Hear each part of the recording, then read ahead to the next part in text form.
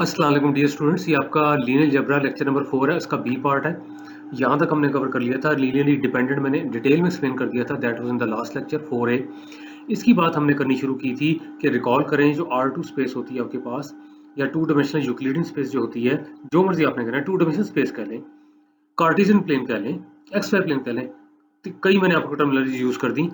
जिसमें आप कंफर्टेबल है वो कर लें, लेकिन वो कह रहा है कि ये जो टू डायमेंशनल स्पेस में जो वेक्टर OP होता है, असल में ये ऑरिजिन से शुरू होता है, P पे एंड होता है, P के जो कोऑर्डिनेट्स है एक्स वाई होते हैं, ये आगे डायग्राम बनी हुई है वहां पे देखते हैं। हम ये सीखेंगे। अभी तक हमने कहा था अच्छा जी ये टू डायमेंशनल स्पेस है, दो एक्सेस है, एक्स एक्सेस वाई एक्सेस। हालांकि अब हमने लीनियर अलजेब्रे के तरीके से सीखना है, क्योंकि इसके दो बेसिस वेक्टर्स हैं, इसलिए इसको टू डायमेंशनल कहा जाता है। आइए अगली स्लाइड पे चलते हैं।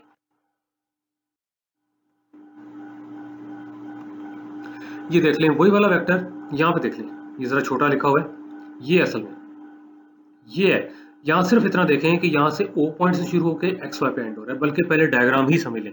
ये ठहरा जी आपके पास एक्स एक्सिस, ये ठहरा जी आपके पास वाई एक्सिस, जहाँ दोनों इंटरसेक्ट करते हैं ओरिजिन। देखें बेसिक से शुरू किया करें ताकि कोई डर ना आया करे जी पता नहीं ये क्या चीज आ गई है। एक्स कोऑर्डिनेट जो आपके पास होता है, ये आपको पता है कि ये डिस्टेंस दे रहा होता है किससे, वाई एक्सिस से, इसलिए एग्जैक्टली वाई के ऊपर जो है ना उसकी वैल्यू जीरो होती है, ये वाई एक्सिस पे जीरो होती है। ये जो आपके पास y कोऑर्डिनेट है, ये डिस्टेंस किससे दे रहा होता है, ये हाइट दे रहा होता है, डिस्टेंस दे रहा होता है x एक्सिस से। जब x एक्सिस से डिस्टेंस दे रहा होता है तो एग्जैक्टली x एक्सिस के ऊपर जो है उसकी वैल्यू होती है जीरो। ये आपने इस तरह से x ट्रेवल किया, यहाँ से y ट्रेवल किया, ये हो गया जी xy। तो ये वाला जो आपके पास है ना vector, starting from the origin ending at the p which is OPXY, ये आपके पास है जिसकी जिक्र कर रहा है। और अब जरा इधर आ जाए, वो कहता है लीनियर कॉम्बिनेशन है ऑफ 1 0 एंड 0 1। अब ये 1 0 को हम E1 लिखेंगे, 0 1 को E2 लिखेंगे। ये यूनिट वेक्टर्स हैं along x axis and y axis. What is ये यूनिट वेक्टर, जिनकी लेंथ होती है 1 के बराबर है, इसकी भी लेंथ 1 के बराबर है। यहाँ से देख लें, ऑरिजिन से स्टार्ट होकर 1 0 पे एंड हो रहा है, ये ऑरिजिन से स्टार्ट होकर 0 1 पे एंड हो रहा है। अब यहाँ पे देख लें, इसको अगर मैं ब्रेक करता हूँ तो यहाँ पे देख लें, ये जो x है, यहाँ पे इसको अगर मैं कॉमन निकालता हूँ तो साफ नजर आ रहा है कि यहाँ पे x का कोफिशिएंट आपके पास 1 है, यहाँ पे x का, ध्यान से सुने, x का 0 है इसलिए मैंने 0 लिखा हुआ है। अगर मैं यहाँ से y कॉमन निकालता हूँ तो यहाँ पे y का कोफिशिएंट आपके पास 0 है, यहाँ पे आपके पास क्या है 1। ये वाला जो आपके पास वेक्टर है, this is E1, this is E2। तो ये प्रूव हो जाता है कि any vector can be written as the linear combination of 1 0 0 1। Any vector in two dimensional space can be written as the linear combination of E1 and E2। अब वो कहता है कि E1 E2 लीनियरली इंडिपेंडेंट भी हैं। उसका क्या तरीका था, E1 को K1 से मल्टीप्लाई करें, E2 को K2 से करें, put it equal to 0 vector. इस केस में 0 वेक्टर 0 0 होगा, जिसके दोनों कोऑर्डिनेट्स या दोनों कंपोनेंट्स 0 हैं। अब E1 की वैल्यू 1 0 बनती है, E2 की वैल्यू 0 1 बनती है। ये दिमाग में रखा करें। कई लोगों को मसला होता है जी वेक्टर के अंदर मल्टीप्लाई कैसे कर लेते हैं। इसमें देखें वेक्टर जो होता है स्पेशल टाइप ऑफ मैट्रिक्स ही होती है। अब ये ठहरा जी, इसको कहते हैं जी रो वेक्टर। इसमें समझ लें कि एक रो है, दो कॉलम्स है। मैट्रिक्स को जो मल्टीप्लाई करते हैं नंबर से, हर एंट्री से मल्टीप्लाई होता है, वही चीज यहाँ पे हो रही है। K1 को अंदर मल्टीप्लाई करें, यहाँ पे K1 आ जाएगा, K2 को मल्टीप्लाई करें, यहाँ पे K2 आ जाएगा। हम दोनों को ऐड करते हैं, इन्हीं दोनों को ऐड करते हैं, कॉरस्पॉन्डिंग एंट्रीज को ऐड करते हैं। K1 प्लस 0, ये K1 आ जाएगा, 0 प्लस K2, K2 आ जाएगा, इक्वल टू 0 0। अब ये K1 is equal to K2 is equal to 0, ये देख लें। अब this is the only solution. अब दो वेक्टर सेम है या दो मैट्रिसेस सेम है, तभी हो सकता है जो कॉरस्पॉन्डिंग एंट्री सेम हो। वेक्टर के तौर पे कहना है तो आप कह लें कि कॉरस्पॉन्डिंग कंपोनेंट सेम हो, एक्स कंपोनेंट वाई कंपोनेंट। ये 0 आ गया। अब ये this is the only solution, तो ये लीनियरली इंडिपेंडेंट भी हो गया, स्पैन भी हो रहा है। इसका मतलब है कि ये बेसिस R2 का। इसमें कितने एलिमेंट्स हैं, दो, तब भी डायमेंशन इसकी 2 है। पहले ये था अच्छा जी जितने एक्सेस हैं उतने, ये एक्स एक्सेस वाई एक्सेस, वही मैं कहता कंफ्यूज होता था। 3D में कहते थे 3 एक्सेस है, एक्स वाई जेड, वो 4 डायमेंशन में चौथा एक्सेस केड़ा है, हो जाता है ना मसला। इसलिए क्लियर रखा करें, सिंपल रखा करें। जितना ज्यादा सोचेंगे जहाँ पे कंफ्यूजन है वो भी गलत है, रटा लगाना वो भी डेंजरस है। सिंपल ये दिमाग में रखें कि number of elements in the basis वो डायमेंशन होती है, इसके दो है, 1 एंड 2, खत्म। वही काम यहाँ पे करके दिखाया हुआ है। यहाँ पे देख लें, x0 असल में ये वेक्टर है starting from the origin ending eight x0, ये वाला। इसी तरह से ये जो आपके पास 0 है, ये वाला वेक्टर है। यहाँ पे देख लें, ओरिजिन से स्टार्ट हो रहा है, एंड हो रहा है 0 y पे। इन्हीं दोनों वेक्टर्स को जब ऐड किया हुआ है तो OP बन रहा है, मतलब कि यहाँ पे कहीं है। और आपको पता है कि जब दो वेक्टर्स अगर उनकी लेंथ सेम हो, ध्यान से सुने, लेंथ सेम हो, डायरेक्शन सेम हो, सेम वेक्टर होते हैं। अगर ये वाला वेक्टर OY है तो ये वाला वेक्टर भी OY है। ये चीजें मैं वही कहता हूँ, अगर क्लियर नहीं ना होती आपको तो आप आके मुझसे समझ सकते हैं। ये वाली चीज आपके पास है x0, ये है 0y। यहाँ से अब x कॉमन निकाल लें 1 0, यहाँ से y कॉमन निकाल लें 0 1, तो ये आ जाएगा x into E1 plus y into E2। ये देख लें सारे का सारा ज्योमेट्रिकली बता दिया गया, ये तो मैथमेटिकली था। ज्योमेट्रिकली भी बता दिया गया है कि इस वेक्टर का जब x टाइम्स किया तो यहाँ पे देख लें x0 तक पहुंच गया। ये वाला जो वेक्टर है इसका जब y टाइम्स किया 0 1 का y टाइम्स 0 y हो गया, दोनों को ऐड किया OP बन गया। ये है जी, इसको आप कह सकते हैं OP is the resultant vector of पहले ये वाला x0 और उसके बाद 0 y, इन दोनों को ऐड करके आ रहा है ना। इसी तरह से कहता है कि जो R3 होती है उसकी डायमेंशन 3 होती है, यानी कि 3 एक्सेस वहां मौजूद है, इसलिए कि उसके बेसिस वेक्टर्स 3 है। अब वो ये होंगे 1 0 0 0 1 0 0 0 1। इसकी भी आपको डिटेल चाहिए होगी तो इसी की ये एक्सटेंशन होगी, क्योंकि अब यहाँ पे डायग्राम तो नहीं बनी हुई, लेकिन जो 3 डायमेंशन स्पेस होती है उसमें वही वाली बात होती है। ये यूनिट वेक्टर होता है एक्स एक्सेस के ऊपर, वहां पे आपके पास एक्स कोऑर्डिनेट क्योंकि यूनिट वेक्टर है 1 है, बाकी दोनों 0 है। ये वाई एक्सेस पे होता है, यहाँ पे आपके पास जो है वाई कोऑर्डिनेट 1 के बराबर है, बाकी दोनों 0 है, जस्ट लाइक दिस।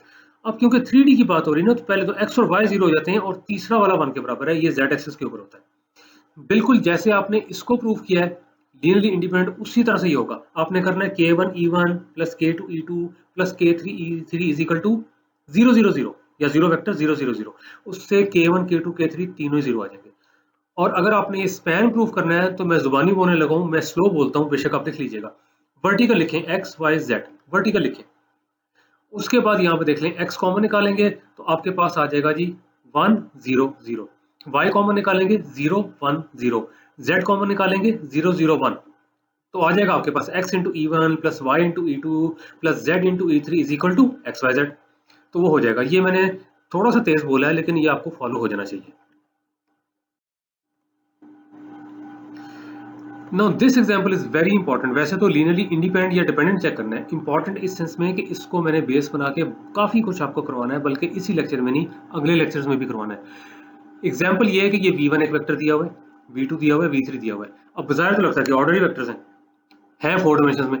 4 डायमेंशन में इसलिए मैं आगे बात नहीं कर रहा हूँ, सिंपल कर रहा हूँ जिससे कंफ्यूजन ना हो। 4 डायमेंशन स्पेस से आ रहे हैं वो इसलिए कि इस स्पेस में 4 बेसिस वेक्टर होते हैं। अब नजर आ जाने चाहिए आपको कौन कौन से, ध्यान से सुने। 1 0 0 0, अगला 0 1 0 0, उससे अगला 0 0 1 0, उससे अगला 0 0 0 1। ये बनते हैं आपके पास E1 E2 E3 E4। पहले 1 को फर्स्ट प्लेस पे रखें, फिर सेकंड, फिर थर्ड, फिर फोर्थ। बहरहाल ये 3 वेक्टर्स हैं, उसने कहा चेक करना है कि लीनियरली डिपेंडेंट है कि इंडिपेंडेंट है। अब जिन्होंने थ्योरी अंडरस्टैंड की उनको पता होगा कि जी पहले वाले को k1 से मल्टीप्लाई करना है, दूसरे वाले को k2 से मल्टीप्लाई करना है, तीसरे वाले को k3 से मल्टीप्लाई करना है and put it equal to 0 vector.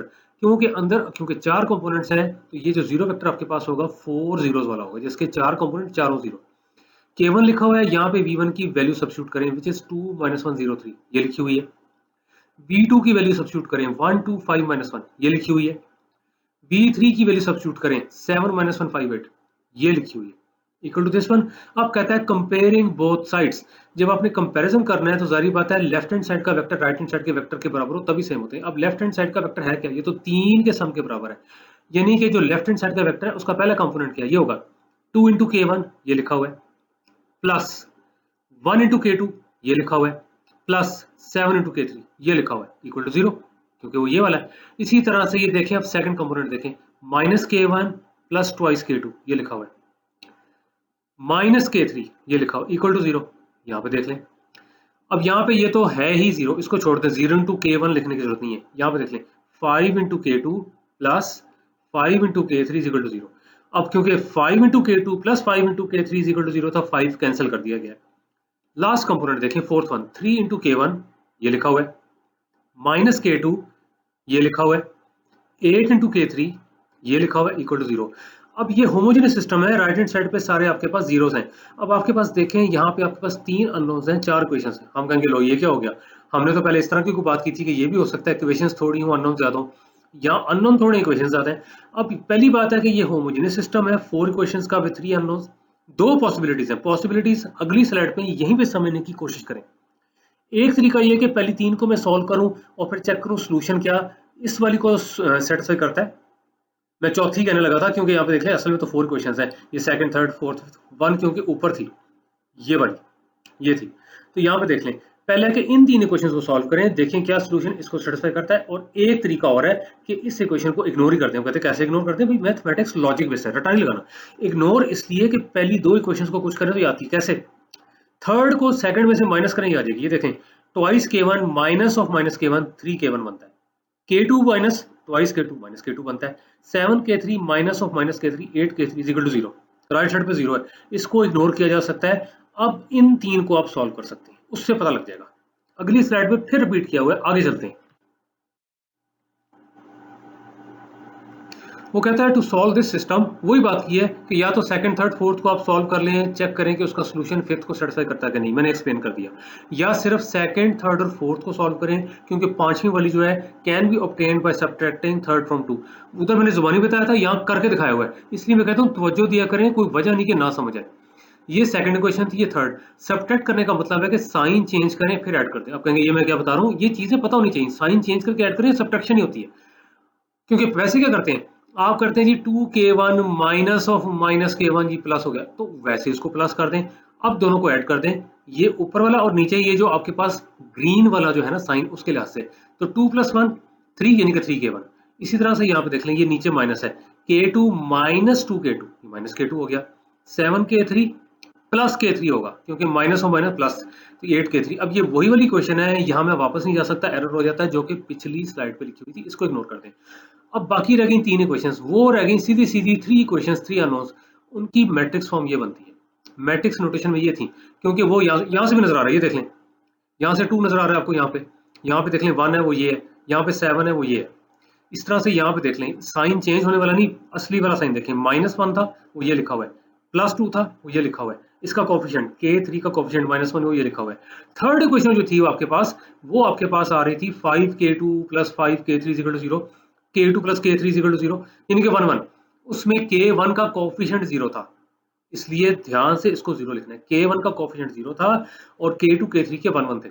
यहाँ पे k1 k2 k3 आएगा, राइट हैंड साइड पे 0। एक चेक भी कर लें, ये फर्स्ट रो को इस कॉलम से मल्टीप्लाई करें तो आ जाएगा 2k1 + k2 + 7k3 = 0, जो कि यही क्वेश्चन है।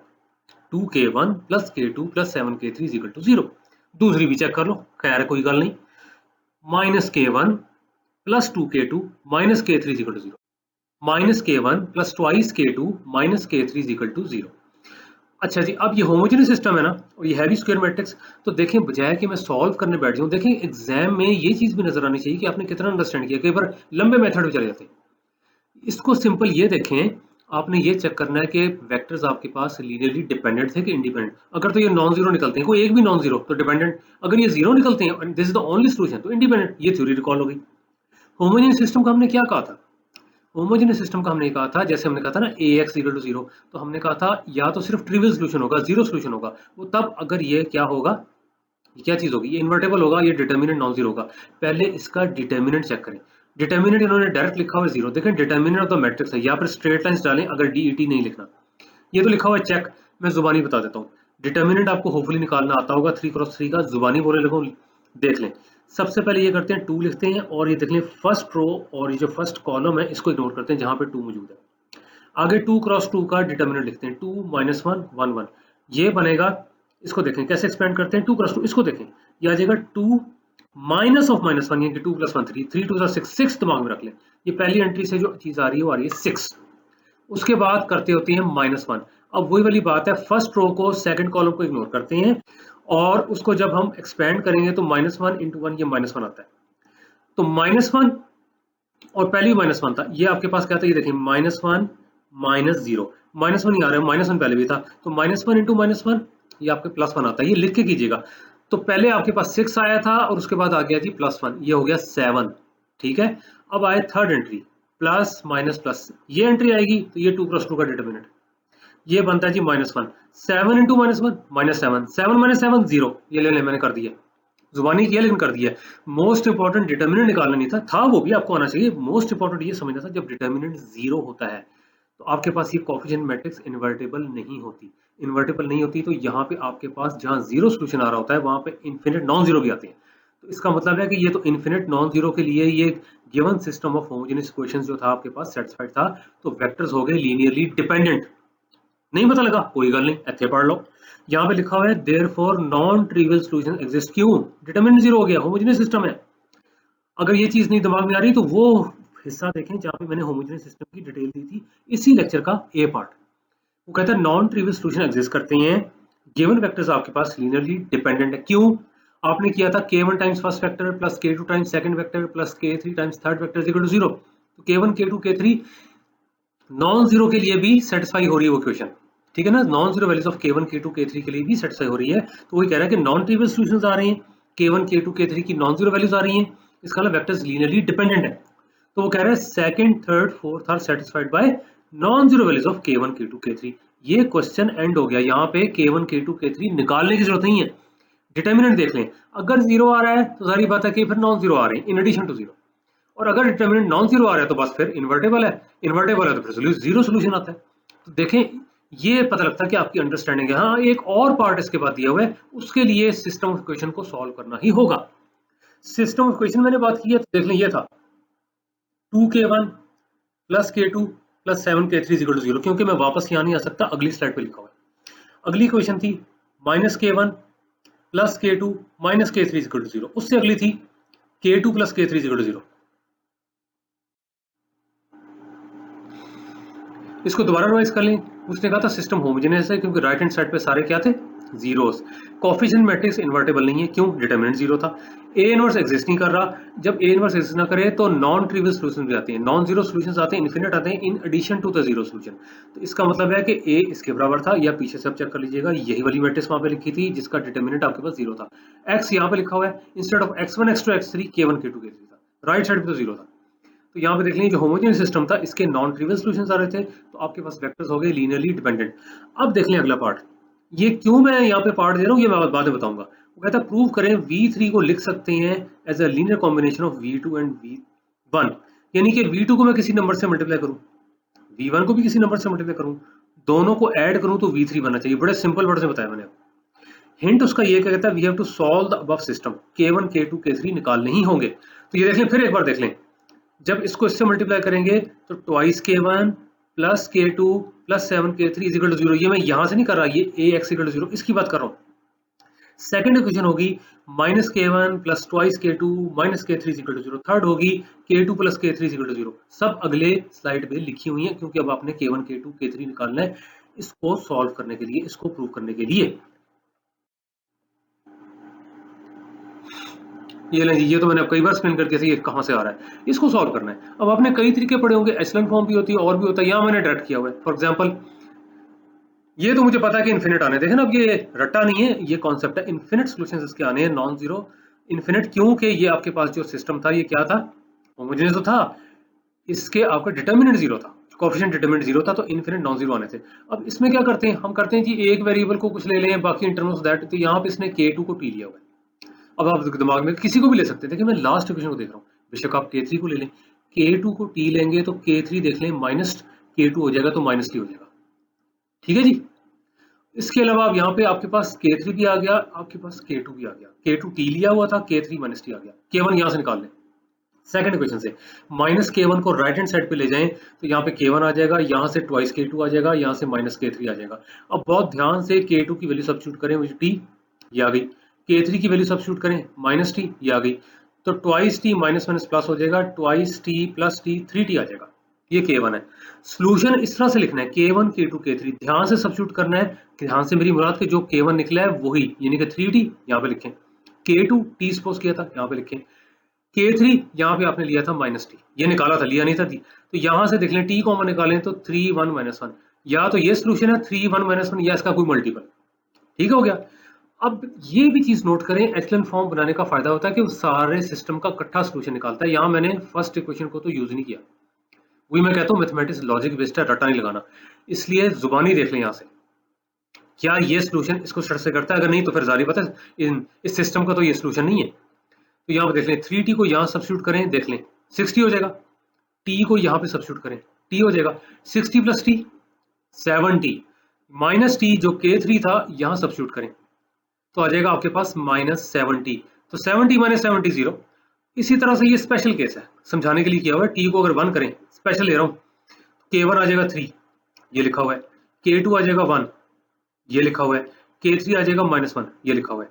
वो कहता है आल्सो सेटिस्फाइज 1, इसको भी सब्स्टिट्यूट करके देख लें, 3 को यहाँ पे सब्स्टिट्यूट करें, 3 2 जार 6, 1 को यहाँ पे करें 6 प्लस 1 7, -1 को यहाँ पे करें 7 माइनस 7 अंडा, हो गया ना। अब ये देखें, अब असल चीज है कि अगर तो इस सिस्टम को ये कर जाता है सेटिस्फाई, मतलब है कि आपने इसी को सॉल्व किया था ना, K1 K2 K3, यहीं से इक्वेशन बनाई, सॉल्व किया। अब ये चीज जीरो होनी चाहिए, जीरो मान के नहीं चलना, जीरो होनी चाहिए। अब ध्यान से देखें, ये जो K1 है इसको 3 लिखा हुआ है, यहाँ से देख लें। V1 की वैल्यू क्वेश्चन जहाँ पे है वहां से देख लीजिएगा, 2 - 1 0 3 थी। ये K2 आपके पास था 1, V2 की वैल्यू थी 1 2 5 - 1, यहाँ पे 1 है। ये था जी K3, ये देखें जी, ये जा रहा है आपके पास, हरी भरी चीज जा रही है। K3 की वैल्यू यहाँ पे -1 थी, जो कि यहाँ पे थी। V3 था 7 - 1 5 8, यही वेक्टर्स थे। अब देख लें क्या इन सारों को ऐड करके जीरो आता है, आना चाहिए, वरना ये हमने गलत सोल्यूशन निकाला है। अब देख लें, 3 2 6, ये लिखा हुआ है। 3 इंटू -1 -3, 3 इंटू 0 0, 3 3 9, ये हो गया।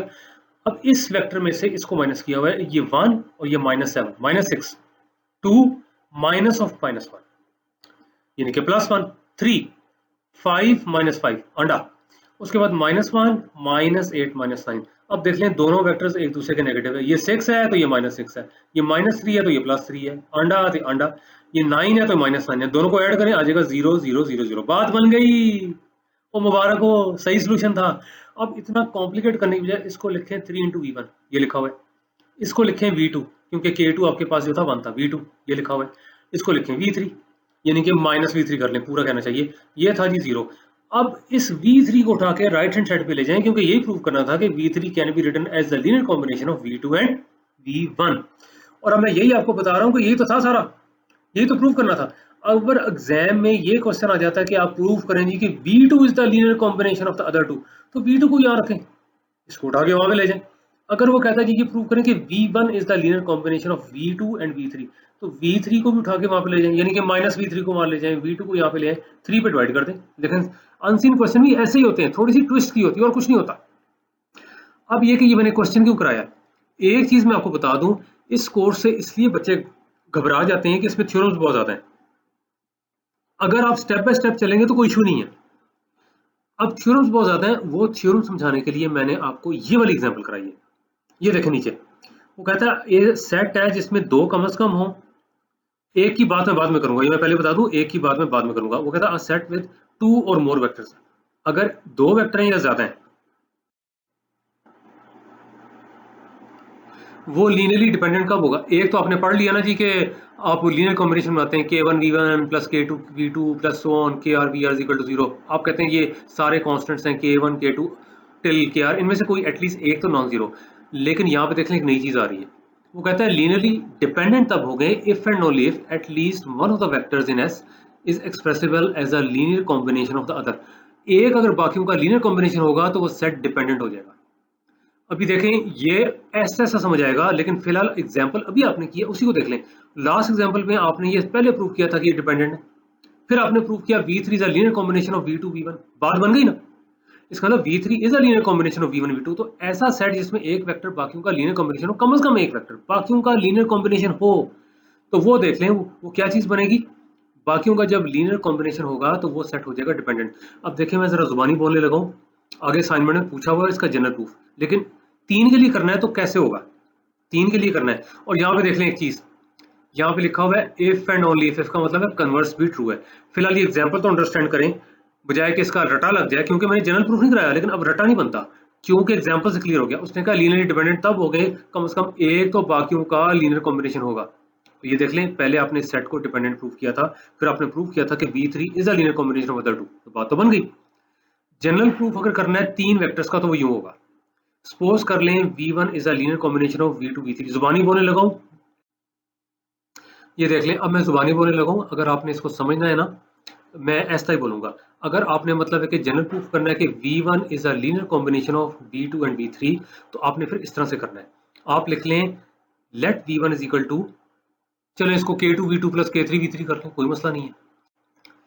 अब V1 को उठा के राइट साइड पे ले जाएं तो आ जाएगा -1 times V1 plus K2 V2 plus K3 V3 is equal to 0। अब देख लें जो कोफिशिएंट V1 का है वो तो -1 है ना, which is non zero.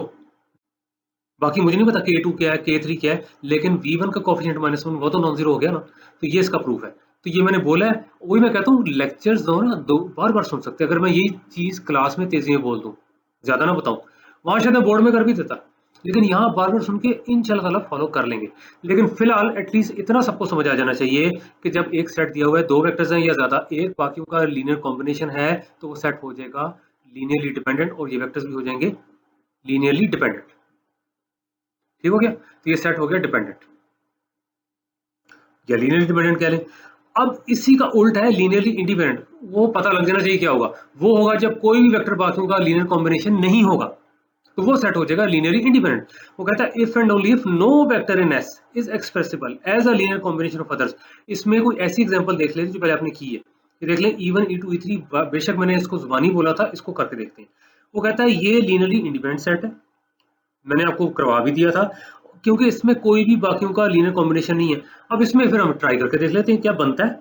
Suppose करें मैं कहता हूँ जी E3 is a linear combination of first two. ये कहता है none of E1 E2 E3 is a linear combination of other to.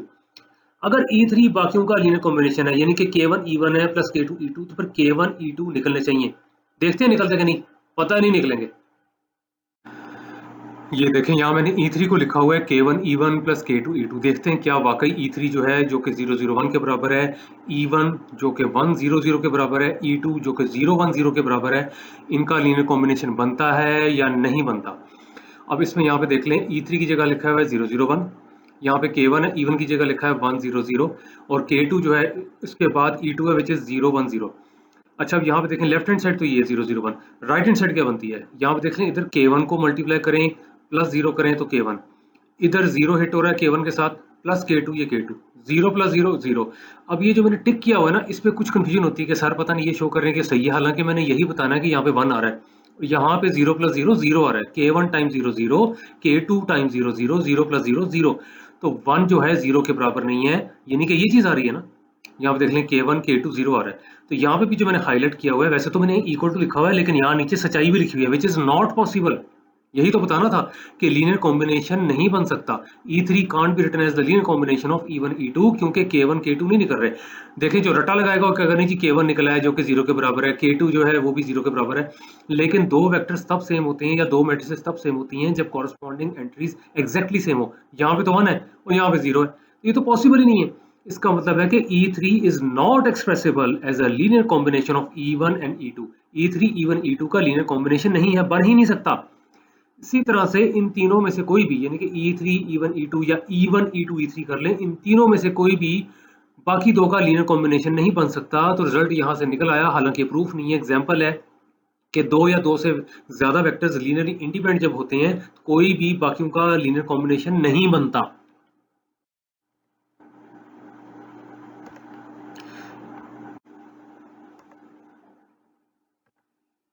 बहुत शुक्रिया लेक्चर सुनने का। और इस तरह से ये आपका लेक्चर एंड हो गया, लेक्चर नंबर 4। लेक्चर नंबर 4 खत्म हो गया। अब इंशाल्लाह ताला मुलाकात होगी लेक्चर नंबर 5 में। अल्लाह हाफिज।